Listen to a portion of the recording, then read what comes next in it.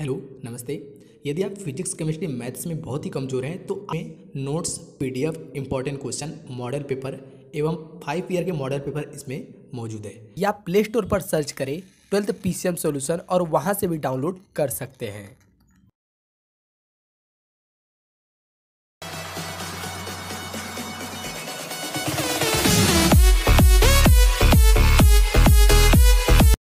प्रत्येक रविवार व बृहस्पतिवार को टेस्ट लिया जाता है।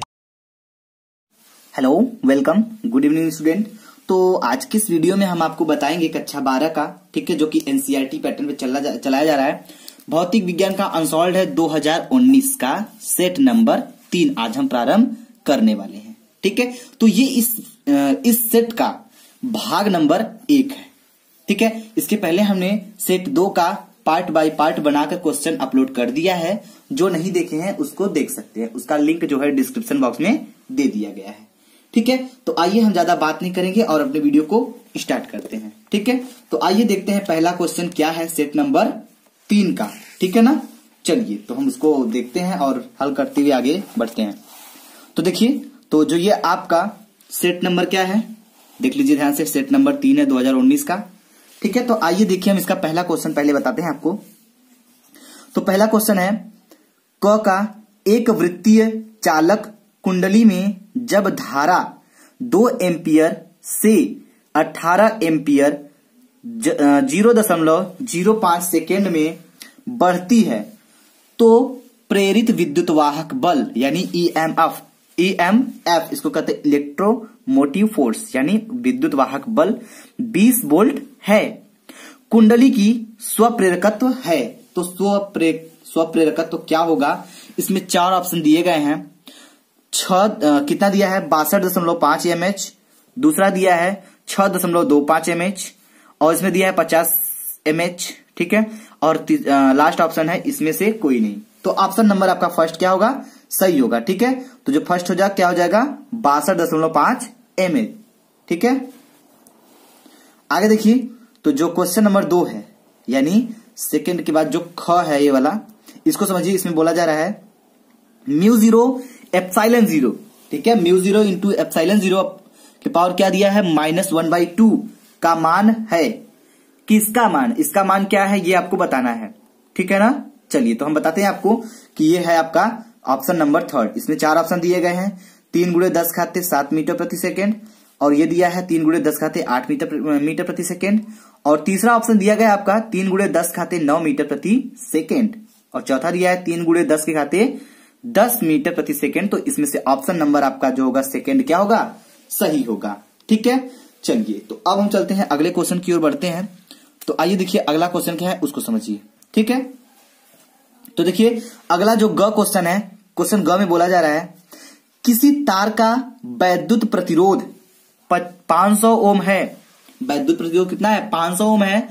इसकी वैद्युत चालकता होगी, तो क्या होगी इसकी वैद्युत चालकता। इसमें 4 ऑप्शन दिए गए हैं 500 ohm inverse, 50 ohm inverse, 0.02 ohm inverse और दिया गया है 0.002 ओम इनवर्स। तो ऑप्शन नंबर आपका चौथा जो है वो क्या होगा, सही होगा, यानी 0.002 ओम इनवर्स, ठीक है ना।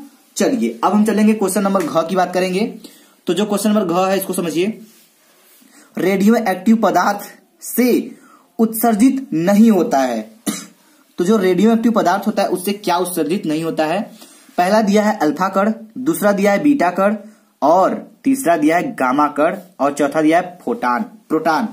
तो अल्फा गामा बीटा ये तीनों तो उत्सर्जित होते हैं। किससे, रेडियो एक्टिव पदार्थ से।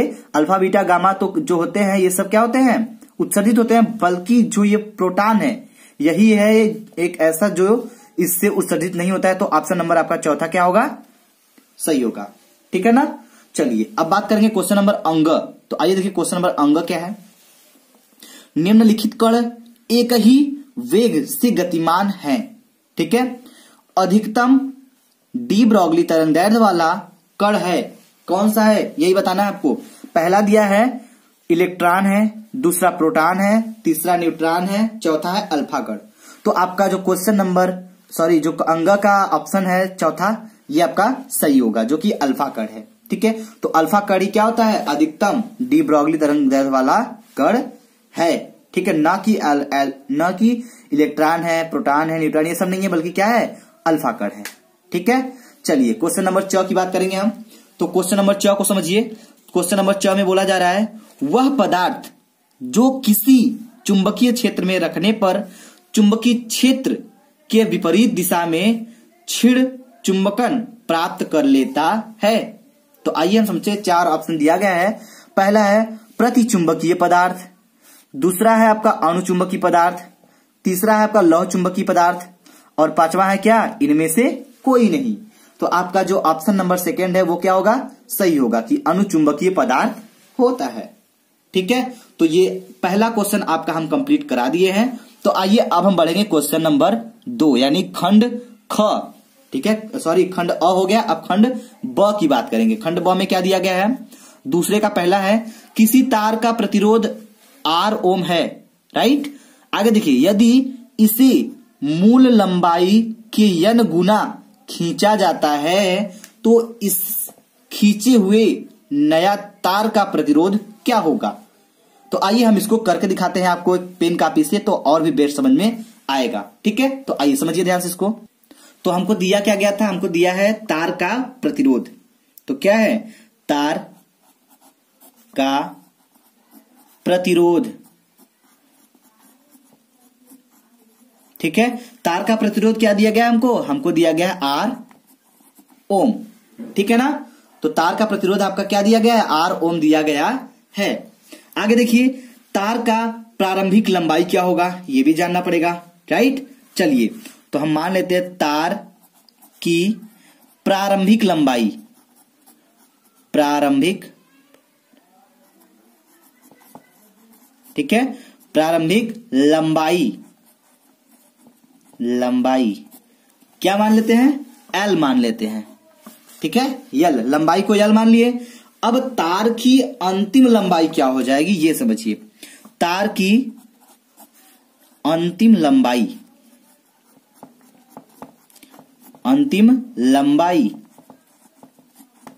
जो तार की अंतिम लंबाई है उसको हम मान लेंगे क्या, NL, ठीक है ना।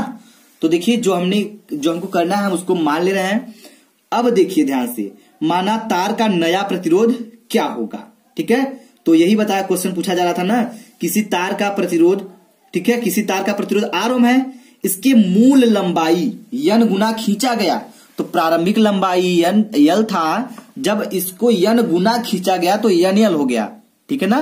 प्रारंभिक लंबाई L और अंतिम जब इसको खींचा गया N, मूल इसमें बोला गया है ना कि मूल लंबाई N गुना खींचा गया, तो मूल लंबाई ये है और N गुना खींचा गया तो इसमें गुणा कर दिया, NL हो गया, ठीक है।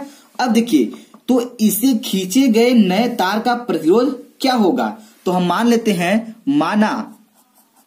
माना नया तार का प्रतिरोध, माना तार का नया प्रतिरोध, नया प्रतिरोध, ठीक है ना। तो देखिए अब देखिए एक चीज ध्यान दीजिएगा, यहां तार का प्रतिरोध हमने R ओम मान रखा था, लेकिन यहां पे हम क्या मानेंगे, R डैश मान लेते हैं ना। चलिए तो यही पूछ रहा आपको क्या होगा, तो आइए हम आपको समझाते हैं। तो ध्यान दीजिएगा, ये हो जाएगा R dash is equal to R, ठीक है, ब्रैकेट में L अपॉन L का होल स्क्वायर। अब एक चीज ध्यान दीजिएगा आप लोग, इसमें ध्यान देने वाली बात क्या है कि इसमें ध्यान देने वाली बात यह है कि ये जो L डैश है, समझिएगा, सॉरी इसको L डैश नहीं माने थे तो इसको L डैश मान लेते हैं, L डैश और L हो गया, ठीक है ना। अब समझिएगा, बस यहीं पे थोड़ा समझना है, बाकी क्वेश्चन आपका हो गया, ठीक है। तो R dash is equal to R into ये जो NL, सॉरी क्या था यहाँ पे L डैश था ना, तो यहाँ पे हम L डैश को देखिए निकालना, हमको क्या है, नया प्रतिरोध निकालना है, ठीक है। तो इसको हम मान ले, इसको L डैश की जगह हम क्या मानेंगे, NL रख लेंगे, ठीक है ना। तो देखिए यहाँ पे हो जाएगा NL अपॉन क्या हो जाएगा, L, ठीक। अब इसका होल स्क्वायर, आ रही बात समझ में। अब देखिए क्या करेंगे हम, अब R dash equal to R और इसका स्क्वायर करेंगे तो क्या हो जाएगा, देखिए इसका स्क्वायर कर लेते हैं तो क्या आ जाएगा, तो यहां से यल से यल कट जाएगा पहले तो, ठीक है ना। जब कट जाएगा तो आपका क्या मिलेगा, आर इंटू एन का स्क्वायर, ठीक है। तो हम कह सकते हैं कि जो हमारा नया प्रतिरोध आएगा वो हो जाएगा R dash equal to R N square. बहुत सारे क्वेश्चन इसमें पूछे जाते हैं, तो ये क्वेश्चन लगाने का सबसे सिंपल तरीका है, तो आप इसको यूज कर सकते हैं, ठीक है। तो ये होता है इसका फार्मूला, ठीक है ना। चलिए तो अब चलेंगे हम नेक्स्ट क्वेश्चन की बात करेंगे ना। चलिए तो देखिए ध्यान से, जो क्वेश्चन नंबर ख है उसमें क्या बोला जा रहा है, स्वप्रेरकत्व की परिभाषा लिखिए। तो ये स्वप्रेरकत्व क्या होता है, तो आइए इसको भी हम अच्छे से एकदम एक्सप्लेन कर ही देते हैं ना। चलिए तो जिसको अगर स्वप्रेरकत्व का परिभाषा आता है उसके लिए तो सुपर हिट है, ठीक है। बट जिसको नहीं आता है वो थोड़ा सा समझने की कोशिश करिएगा, ठीक है ना। चलिए तो समझिए, हम समझाते हैं आपको स्वप्रेरकत्व होता क्या है। तो देखिए यह स्वप्रेरकत्व है, ठीक है। तो देखिए क्या होता है स्वप्रेरकत्व, आइए इसको समझते हैं। किसी कुंडली का स्वप्रेरकत्व स्वप्रेरण गुणांक संख्यात्मक रूप से उस प्रेरित विद्युत वाहक बल की संख्यात्मक मान के बराबर होता है जो कि उस कुंडली में धारा परिवर्तन की दर एकांक होने पर उत्पन्न होता है। इसका मात्रक हेनरी होता है। तो एक बार फिर समझिएगा कि स्वप्रेरकत्व होता क्या है, राइट। तो स्वप्रेरकत्व का समझिए कि क्या होता है, किसी कुंडली का स्वप्रेरकत्व यानी स्वप्रेरण गुणांक संख्यात्मक रूप से उस प्रेरित विद्युत वाहक बल की संख्यात्मक मान के बराबर होता है जो किसी उस कुंडली में, ठीक है, उस कुंडली में धारा परिवर्तन की दर एकांक होने पर उत्पन्न होता है, ठीक है। इसका मात्रक क्या होता है, हेनरी होता है, राइट। चलिए तो अब चलेंगे हम नेक्स्ट क्वेश्चन की बात करेंगे। तो आइए, जो आपका ये क्वेश्चन नंबर दूसरे का क्वेश्चन नंबर क था वो हमने बता दिया, ख था वो भी हमने बता दिया। अब क्वेश्चन ग को हम बताएंगे ना। तो आइए पहले ग को क्वेश्चन को समझते हैं कि क्वेश्चन ग में आपको बोला क्या जा रहा है, ठीक है ना। चलिए तो समझिए। तो देखिए जो क्वेश्चन नंबर ग है आपका, देख रहे हैं आप लोग क्वेश्चन नंबर ग, देखिए। तो क्वेश्चन नंबर ग में बोला जा रहा है, निर्वात में एक आवर्त वैद्युत चुंबकीय तरंग के चुंबकीय क्षेत्र वाले भाग का आयाम यानी B0 का मान दिया है 510 नैनो टेस्ला है, ठीक है। आगे दिया है तरंग के विद्युत क्षेत्र वाले भाग का आयाम क्या होगा, राइट। चलिए तो हम इसको हल करते हैं और आपको अच्छे से एकदम एक्सप्लेन कर देते हैं, ठीक है ना। चलिए तो समझिएगा इसको ध्यान से। तो हमको B0 का वैल्यू दिया गया है ना। चलिए तो लिख लेते हैं, B0 इज इक्वल टू कितना दिया है, 510, ठीक है। 510 नैनो टेस्ला, ठीक है ना। तो ये हमको दिया गया था, राइट।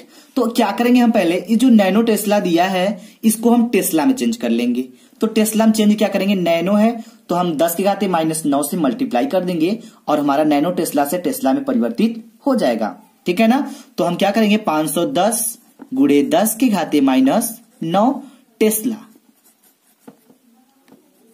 ठीक है। तो ये हो गया आपका B0 का मान, इतना टेस्ला, ठीक। अब बात करेंगे क्वेश्चन में हमको एक चीज और समझना होगा कि प्रकाश की चाल क्या होती है। कितने लोग को पता है, जितने लोग को पता है वो कमेंट बॉक्स में हमको बता सकते हैं फटाफट कि प्रकाश की चाल क्या होती है, ठीक है। तो प्रकाश की चाल को हम दिखाते हैं C से, ठीक है। और इसका मान क्या होता है, प्रकाश की चाल का मान होता है 3 गुणे 10, ठीक है। 3 गुणे 10 के घाते 8 मीटर प्रति सेकेंड, ठीक है। ये होता है प्रकाश की चाल, ठीक है, जो कि क्वेश्चन में हमको क्या किया था, दिया गया था ना। चलिए अब हम इसके आगे क्वेश्चन हल करेंगे तो एक फार्मूला आपको बता के हल करेंगे ताकि आप कहीं भटके ना और आपको अच्छे से एकदम सही रास्ते पे आप जाएं, ठीक है। तो देखिए फार्मूला को एक होता है, आप जानते हैं, तो जानते हैं B0 बराबर E0 अपॉन C। तो कितने लोग इस फार्मूले को जानते हैं, जो जानते हैं वो इस सवाल को अच्छे से हल कर पाएंगे। जो नहीं जानते हैं, बाय द वे जो पीछे हो गए होंगे, जो वीडियो नहीं देखे होंगे, तो उनको थोड़ा समझना पड़ेगा। तो देखिए B0 इज इक्वल टू ये होता है, ठीक है ना। तो ये होता है, तो हमको निकालना है मान किसका निकालना है, E0 का निकालना है। ठीक है, तो अब इस फार्मूले का हम यूज करके क्या करेंगे, तरंग के विद्युत क्षेत्र वाले भाग का आयाम हम निकाल लेंगे। ठीक है ना, तो हमको इसमें E0 का मान निकालना होगा। तो चलिए इस फार्मूला को हम पक्षांतर करेंगे तो हमको E0 बराबर क्या मिलेगा, राइट। चलिए तो हम यहां से इसका इसमें मल्टीप्लाई कर देंगे तो हमको मिल जाएगा E0 बराबर, ठीक है, B0 इंटू C, ये हो जाएगा। चलिए अब हम इसमें मान रखेंगे तो E0 बराबर B0 का मान क्या है, 510 गुणे 10 के घाते माइनस 9, तो हो जाएगा 510 गुणे 10 के घाते माइनस 9 हो गया स्टूडेंट। चलिए अब देखिए क्या करेंगे हम, इंटू C है ना, C मतलब प्रकाश की चाल, क्या बताया हमने, 3 गुणे 10 घाते 8 मीटर प्रति सेकेंड, तो हो जाएगा 3 गुणे 10 घाते 8, इतना हो गया। चलिए अब E0 बराबर हम लिख देंगे, इसका मल्टीप्लाई करेंगे तो हमको मिलेगा क्या टोटल, इसको हल करने के बाद हमारा आएगा, हम डायरेक्ट बात करते इसके पॉइंट पे, ठीक है ना। चलिए तो हम इसको हल करेंगे तो हमारा आएगा क्या, हमारा आएगा टोटल 100, आप इसको हल करके देख सकते हैं। ठीक है, 153 वोल्ट प्रति मीटर। ठीक है, आप इसको कर सकते हैं हल। तो हमें उम्मीद है कि आपको ये क्वेश्चन समझ में आ गया होगा, बहुत ही सिंपल क्वेश्चन था। ठीक है, तो इस क्वेश्चन को अच्छे से आप नोट कर लीजिए।